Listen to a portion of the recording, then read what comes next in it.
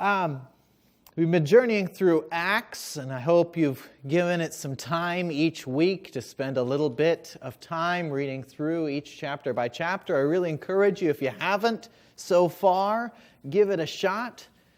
Just be keeping up with where we're at. So we're in chapter 12 this week, and I struggled with this one because Luke is a very methodic, he's one of the best biblical writers in the New Testament. And the way he writes with his word choices in Greek, and when it translates over into English is very well. He has a good, concise message that he tries to shoot for in his narratives and all these things. He really keeps to his theme very well, too. When Luke has these themes that he is attached to, he really brings them up very frequently. And they come up in these nice, smooth rhythms. And chapter 12 doesn't make sense to me. It shouldn't be there. Not that it shouldn't exist, but where it is just doesn't seem right. See, so far we have seen throughout Acts has sort of acted as this historical document collecting these different narratives and accounts and sermons of how the church is growing and exploding and becoming more dynamic, and the various challenges that start to come up early on. Because keep in mind, we're in chapter 12, which is sort of the middle marker. I know there's about 28 chapters, but this is sort of the middle of the story of Acts. And it acts differently than the other stories, because it doesn't necessarily show us these thematic things of the Spirit being very active or huge amounts of growth in the church, or even necessarily a lot of transformative elements in a character's development. What I did kind of come down to on this, and even if you read through scholarly documents or commentaries and things, this story is often just a little footnote. You won't find more than a couple inches most of the time, unless they are specifically talking about this story, unless that's the thing that they were writing about. It often gets passed over. And what it really came down to for me was that Luke is a historian. And early on in both Luke and Acts, he tells us this idea that he has had is that he wanted to collect the information of the church, of the stories of Jesus and the things the Spirit was doing that were going on in the church, so that people, specifically Theophilus, would have confidence in the message of Jesus, would know where they came from, why we believe these things, why these are valuable. And Luke is actually a character in the book of Acts, but he doesn't appear until much later. He was not around during the time of Jesus in the events that are occurring. He's probably a younger person too. And so he is collecting these things from somebody who knew the story. Maybe even first-hand accounts in many circumstances. He may have spoken to people who were there on the ground, who witnessed Jesus doing things. Can you imagine what that would have been like? To hear from somebody who was right there. And this culture of the church is permeated and grown by stories. There are not a lot of written documents at this time. For the New Testament doesn't exist in the book of Acts. They're doing the New Testament.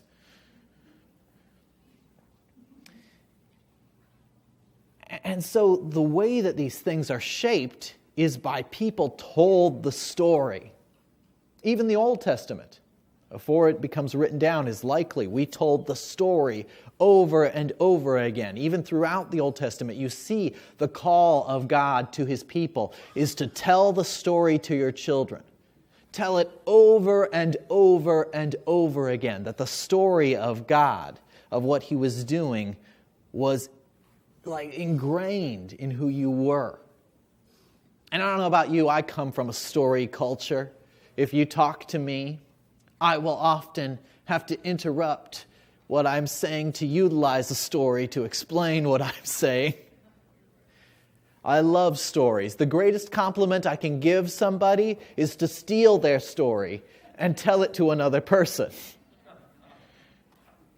I love them. I love a good narrative that somebody has. And so what I picture for Luke in this story is that somebody, I'm going to do this a little different than usual, is somebody just was sitting with him. Luke gets around in the early church. He's around different places. Paul sometimes utilizes him as a courier. Sometimes he is somebody who's at a different location trying to fix things for churches. He was mobile and moving. And so I assume he came into contact with a lot of people. And that's how he gains a lot of the things that he hears. And so I just kind of imagine that at some point, somebody just, maybe it was a dinner, they were eating together, and somebody just pulled Luke aside. And, we're not certain if the mic works really well in front of the speakers, so we'll find out if we get a nice scream out of him. Just pulled him aside and maybe sat him down and just told him a story. And so this winter day, this new year, just relax for a second. And I'm going to do my best that instead of the usual way that I do this, of kind of giving you an expository walkthrough of the text, I'm going to try to tell you a story of these events. And I'm going to be as true as I can. There'll be some alliteration to try and how I think people may have felt, but that you can follow along. But really read this text again, too, if you haven't already, because it is an interesting one. And in the end, I'm going to tell you some of the lessons I think we learn from it.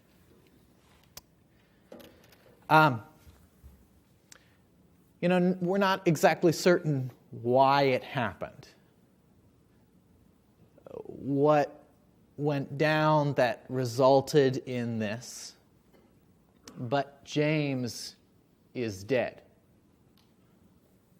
James walked with Jesus. He was one of the 12 followers. He was right there on the ground when everything was happening. And he's gone. One of the early founders of the movement. One of the people that you would have seen a lot if you were in that early community, where you counted on for his leadership and his wisdom, for the things the Spirit had endowed him with, is gone.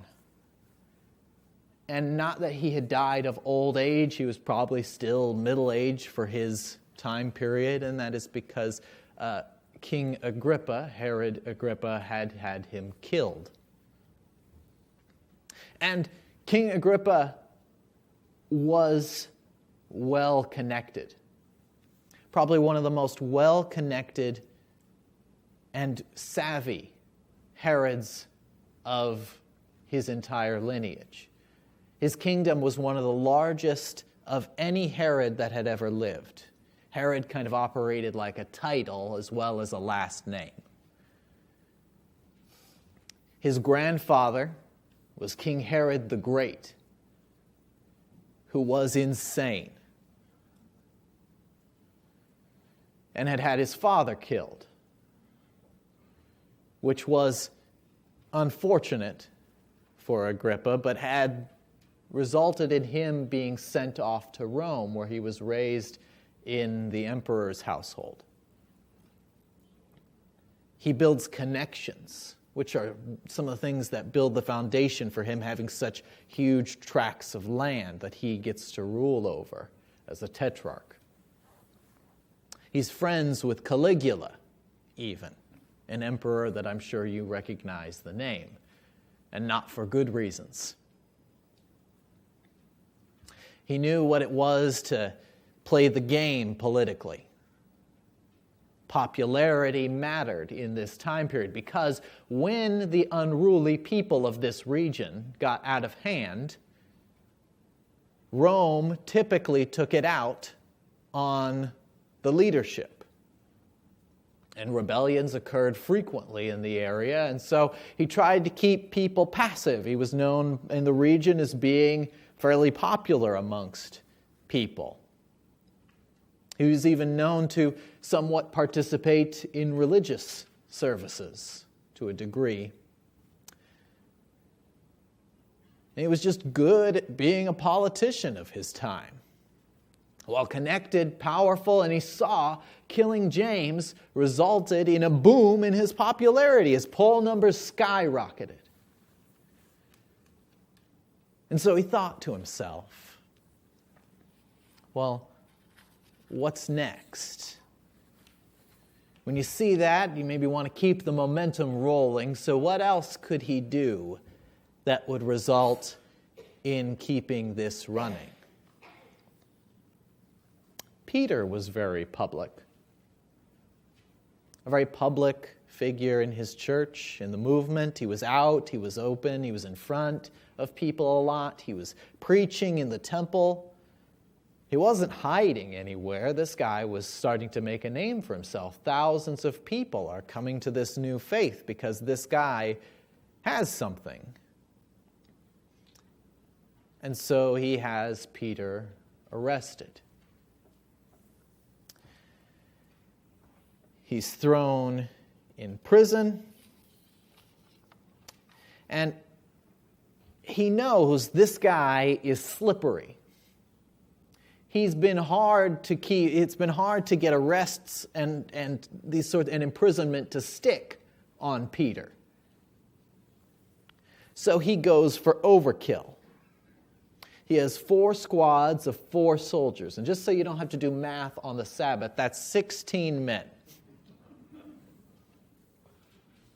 Which probably rotated around the clock to ensure everybody was fresh, no mistakes were made because people were tired.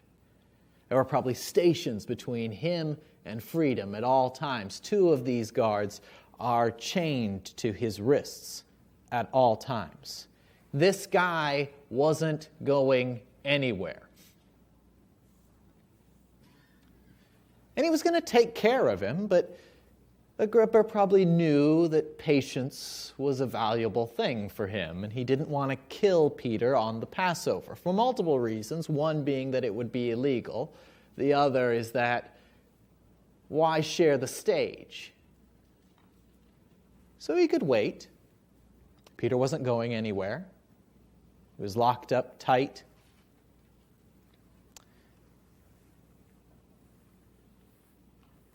And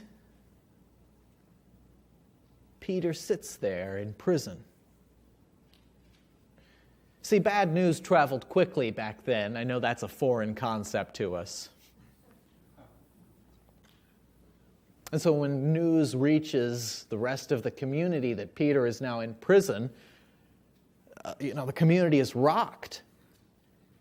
You've lost a huge percentage of your leadership right there with James's death, which for a tight-knit community probably shook them to their core.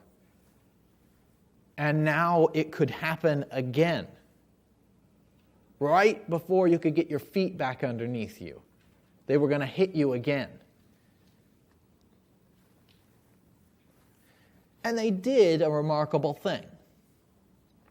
They did what Spirit-filled people do in times of trial and persecution and stress and anxiety, when the community feels pain, when the individual feels distress. They prayed. They came together and they prayed earnestly, the Bible says.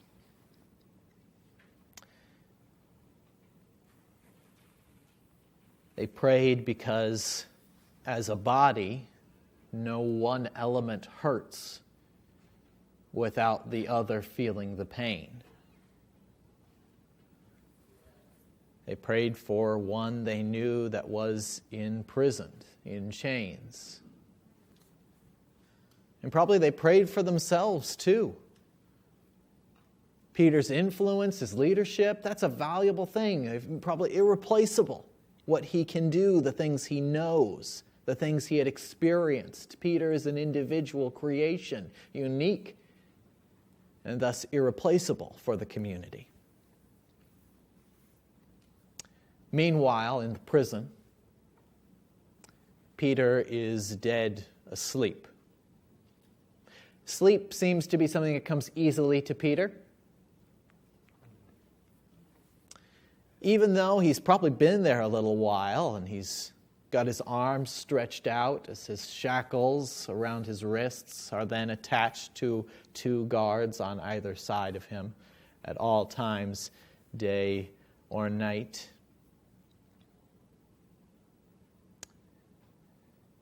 You must wonder what it felt like in that room, too. You're in a dark, dank cell, chained to 2 people. You know what's coming. You saw what happened to your friend, somebody you worked with as a child, as a young person. You were in your hometown was together. You worked at the same lake.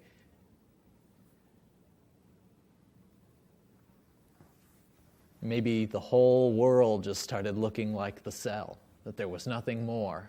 And beyond that cell, a guard. And beyond that, another guard. And beyond that, an iron gate separating you from freedom. And surely he didn't regret what got him there. He had done right. Peter was just doing what he couldn't help but do anymore, which was serving Jesus, which was being faithful to his master, to his rabbi, to his best friend. That day after day, he had continued his act of faithfulness in sharing the good news of freedom with the people around him, the good news of Jesus. And he is asleep there, knowing that maybe the next day, maybe the day after, could be his very last. And suddenly, as he sleeps, the whole room is filled with light as an angel appears there in the cell. And you do have to wonder how long the angel stood there before feeling the need to hit Peter to wake him up. Just to take a side here, look it up. He hits him. And the Greek root on this is not like he nudged Peter gently, speaking peacefully to him. The word is struck. A firm whack to wake Peter up. Traditionally, when angels appear, there is a reaction. Peter is asleep. And so the angel resorts to hitting him. Imagine that moment if you went to sleep in a dark, dank cell chained to 2 guards, and you wake up and the whole room is changed. Bright light, and an angel there in front of you. What a wake-up call. The angel tells him to get up. He needs to put on his shoes and his coat and to follow him.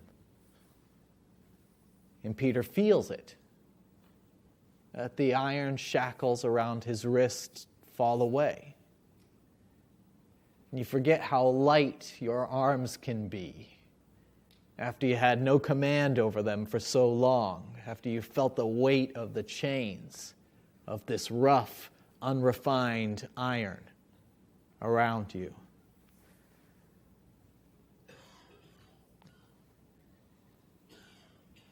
And he follows him. Peter looks around, and there's a guard, and there's a guard, and they don't seem to notice that there aren't chains on their prisoner anymore. And he gets up, and they don't react. So he gingerly follows the angel out the door.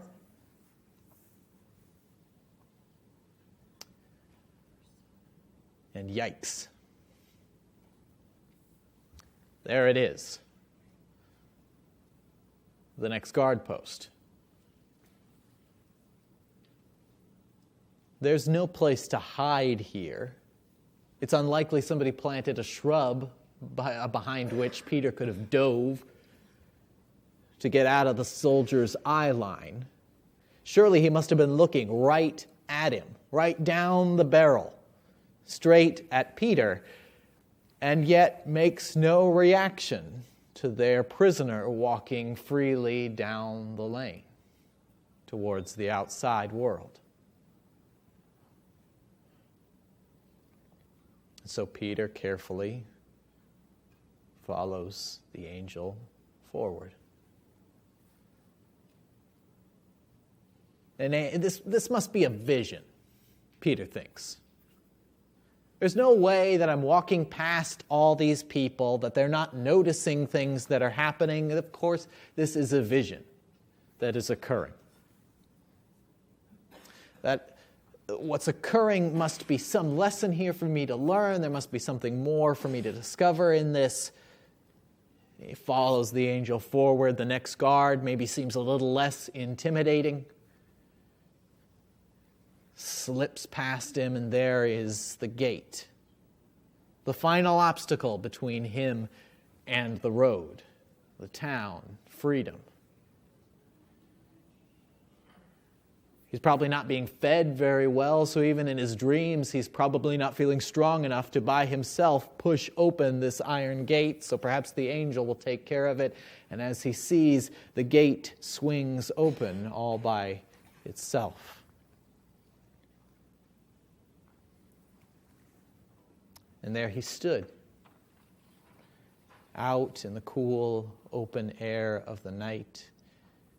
And he turns, and the angel is gone.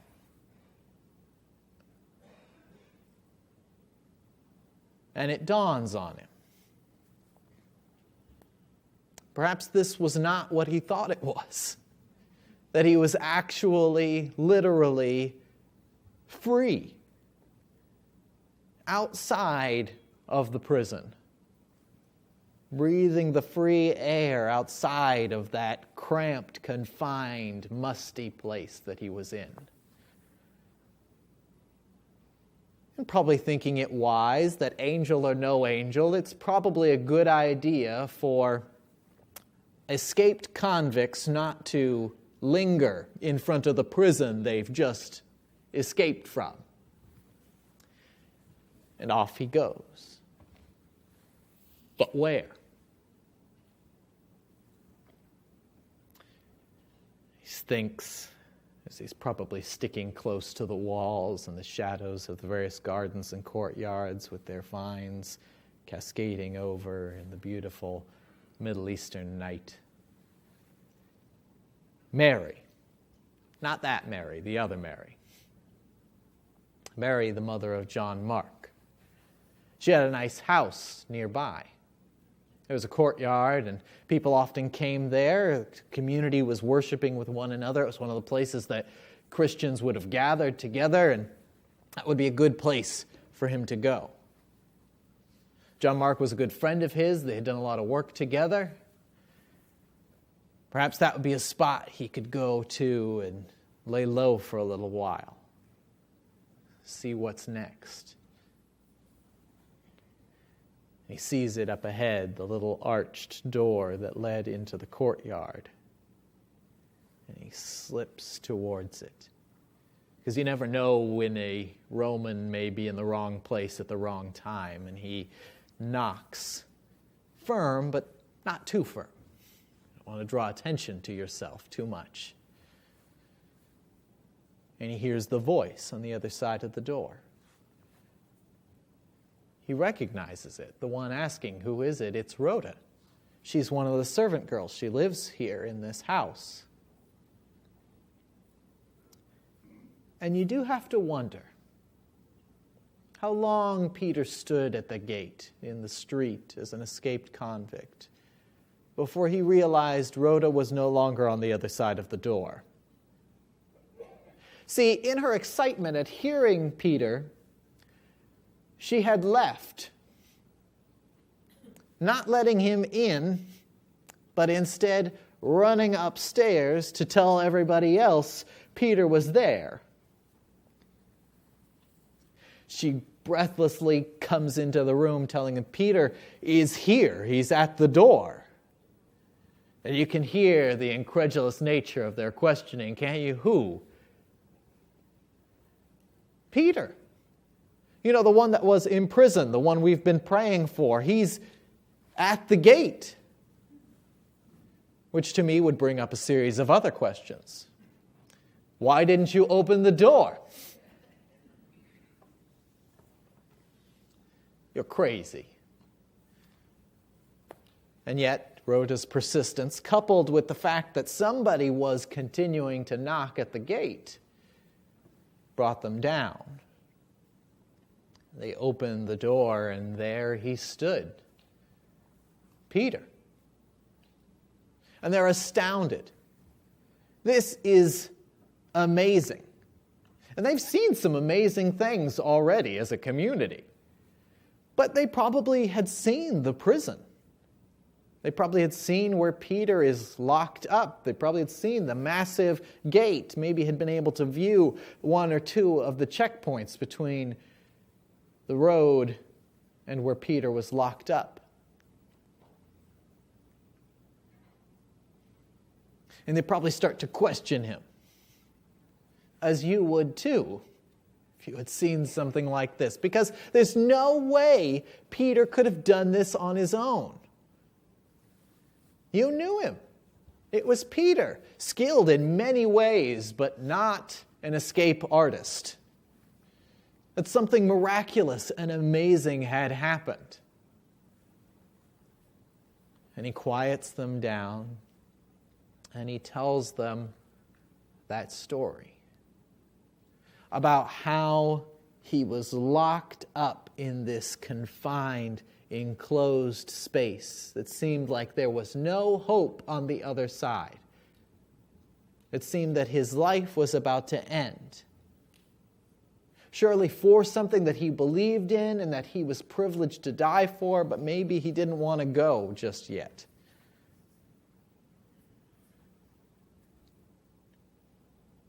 That he had had chains on him. He could have shown them the chafe marks, because we're not talking about smooth shackles, right? We're dealing with things that likely would have had bubbles and jagged edges on them because of the unrefined ways in which products of this sort were made at the time. That he was locked up, and now he was free. And he tells them to go. He shares with them the story of his very bad day with a very good ending. And he sends them out to tell other people in the community, to other leaders of the church, to know that there was something miraculous that had happened and that God wasn't done with Peter yet.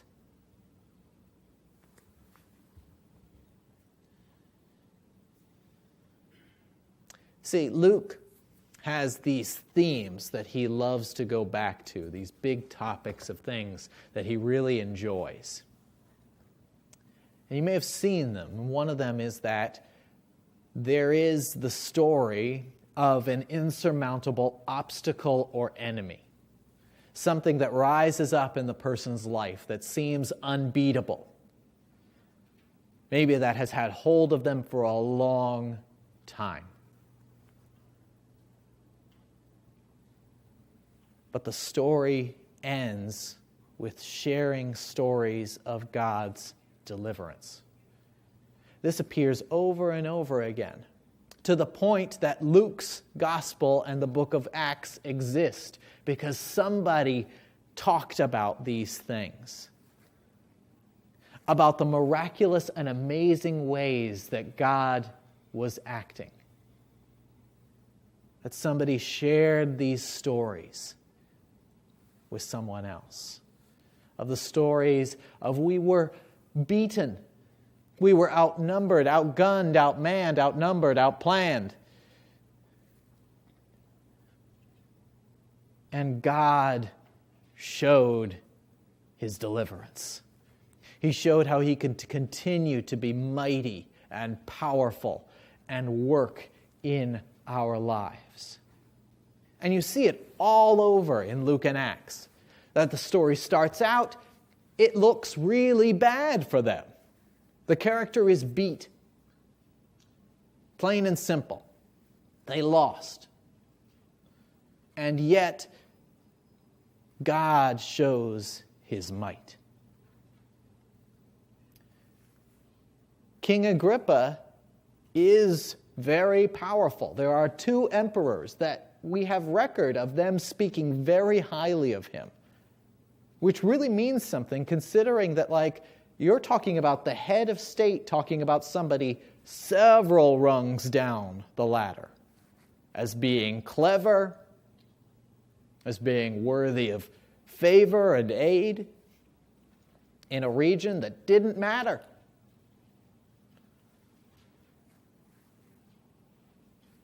That they're facing down an enemy that just has more oomph, more power, more influence than they do, and yet they aren't the one who needs to fight and win the battle. Because as powerful as Agrippa is, as well-connected as he is, there is an omnipotent, omniscient, almighty God that fights for Peter. That he has never been outnumbered, never been surrounded, never been outplanned, never been surprised at what was around the corner. That God delivered. I was watching the ball drop on something last year. And I watch it on the East Coast because who has time for midnight anymore? And, as we put 2020 to bed, and we thought, do you remember how we thought, it's going to be better next year? Well, and I saw all these reels of the different things. They pop up these images and clips of the various things that had been happening. And I'm sure if I went back and looked at what was happening at the clip they showed last night, I'd see similar things of various disasters and troubles that had occurred in our world over the past 2 years. I think we've all felt the chains heavy of a world of sin, where there is pain, and where we feel outnumbered and surrounded and beat down and locked up in a dank, confining place. That is just how the stories begin. That the ending is never that God was beat, that God was chained up, that God was outnumbered.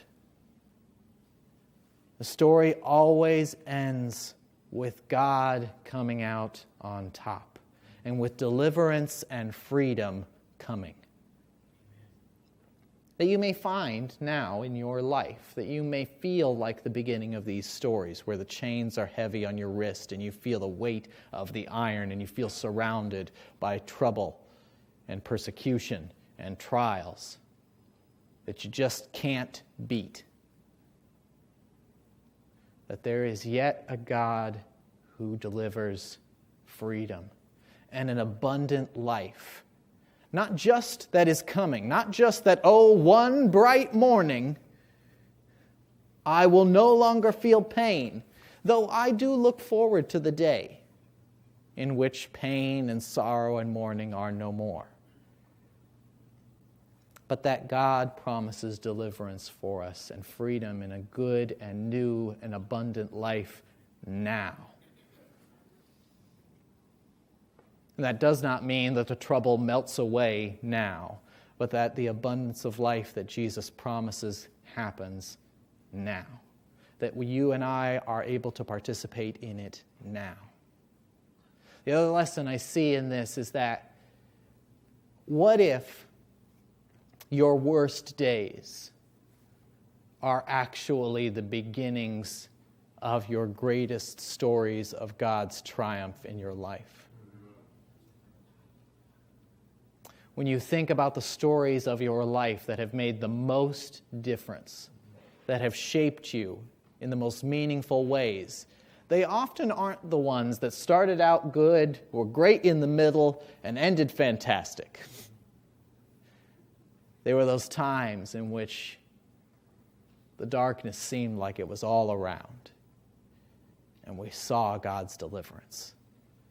We saw the freedom that God brought. I think about myself in 2021. My daughter was born, and I think about sitting there on February 14th in the hospital next to a little incubator, next to a child I would not be able to touch with my bare hands for several weeks.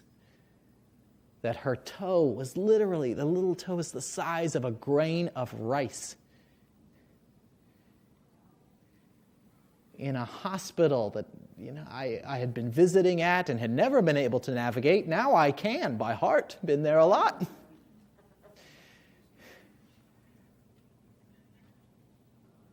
I can remember thinking as we were at the appointment, it just seemed like a regular appointment. We were just going to go in, and things had been going okay. They weren't great when Gemma was inside, but they were doing better, we thought. And we walked into our appointment, and the doctor said, we're going to have to admit you. And we said, oh, when? They said, no, we're walking you over right now. This is not at all the way you think your child's life is going to begin in this world. And the amount of things that we felt like were just stolen from us, that so many people just got to have as parents, which I don't bemoan anybody else getting, but I think about just thinking, what in the world am I going to do? What in the world could be next? And it did seem like a lot of times there was just one more obstacle, one more thing often has seemed like my mantra. It's always another thing. And yet through it all, through each and every obstacle that I've seen in my little girl's life, that I have seen that certainly things could have been so much worse in so many ways. And I will tell you the story more fully soon. But that God was right there with me. And that I celebrate each and every step. Some steps that parents never got to see. I saw as they were happening on the outside. Not where they're supposed to happen, but they were. That I celebrate how God has been working each and every step of the way, even when there was trial and hardship and struggle and frustration and all the myriad of other things, not just in being a parent, but in being a human. That God is still there, that He still provides freedom, that He's still at work. The third thing, my last moment, is that when trouble hit, when they heard the news of the trouble, the first act of the church was what? To pray. It says they prayed earnestly. We don't know what they prayed for specifically, but it does seem odd to me that they open the door and there's Peter and they're shocked. But isn't that what they were praying for? Oftentimes we treat prayer as a last resort, as though it is the least we could do for another person. And certainly it is the easiest thing we can do for another, but it is by no means the least. It is the first and greatest act that we can take on behalf of another being. To lift them up to the King of the universe and hand them to his tender and infinite care. And to be responsive to what God is calling us to do as he calls us to act in the lives of others. Take courage, because I firmly and strongly believe this. Sometimes as being an Adventist, we have this weakness of calling the game before it's ended. Our best days are still ahead, I think. And I don't just mean heaven, though that is our best day. I think that there is so much more triumph and wonder and amazement that God has in store for us here in the Goldendale Church.